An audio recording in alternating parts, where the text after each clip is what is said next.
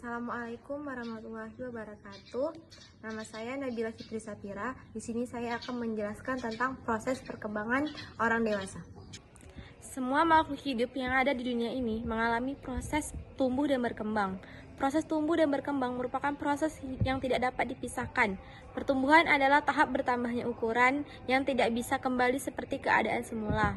Contohnya seperti ukuran tubuh manusia.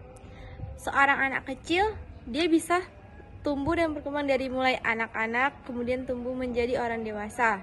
Tapi orang yang sudah dewasa tidak dapat kembali menjadi anak kecil. Begitu juga dengan berkembang. Berkembang ialah tahap mencapai kedewasaan. Seperti cara berpikir yang berubah dari saat kecil sampai dewasa. Manusia memiliki 5 fase tumbuh dan berkembang, yaitu fase bayi, fase anak-anak, fase remaja, fase dewasa, dan fase lanjut usia. Di sini saya akan menjelaskan tentang proses perkembangan orang dewasa. Pengertian dewasa menurut psikologi adalah perubahan fisik, kognitif, dan emosional seseorang yang dimulai setelah seseorang melepas masa remajanya. Fase dewasa dimulai ketika seseorang beranjak dari usia remaja ke usia 20-an sampai ke usia 40 tahun. Pada fase ini dimulai ditandai dengan berhentinya pertumbuhan fisik pada manusia. Masa dewasa sudah tidak bisa bertambah tinggi, namun masih bisa bertambah berat badan.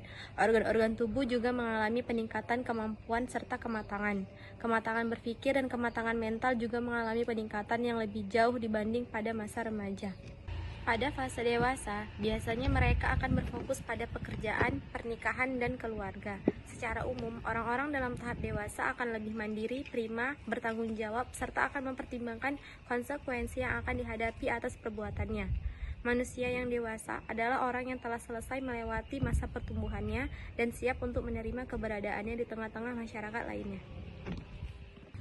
Adapun tanda-tanda fase dewasa adalah: yang pertama, diberi kepercayaan 100% dalam mengatur dirinya sendiri. Yang kedua, mulai memasuki babak baru dalam kehidupan. Contohnya seperti menikah, kemudian menjadi orang tua. Yang ketiga, berusaha menyelesaikan masalah secara matang. Dalam hal ini, seorang individu yang dewasa akan mempertimbangkan baik dan buruknya akibat dari solusi yang diambil. Yang keempat, tidak bergantung pada orang lain dalam mengambil keputusan untuk masa depannya. Saya akan memberikan satu contoh teman saya yang sudah memasuki ke dalam tahap fase dewasa.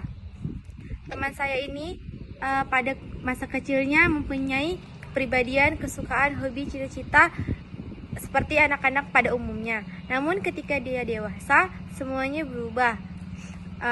Teman saya ini dulunya mempunyai cita-cita menjadi seorang dokter. Namun ketika dewasa, dia menjadi guru. Adapun tanda-tanda seseorang mulai memasuki ke dalam fase dewasa ialah ia mampu mengontrol emosinya. Begitu pula dengan teman saya ini, yang dulunya emosinya meledak-ledak pada saat remaja, namun ketika sudah dewasa, dia mulai mampu mengontrol emosinya ketika sedang marah.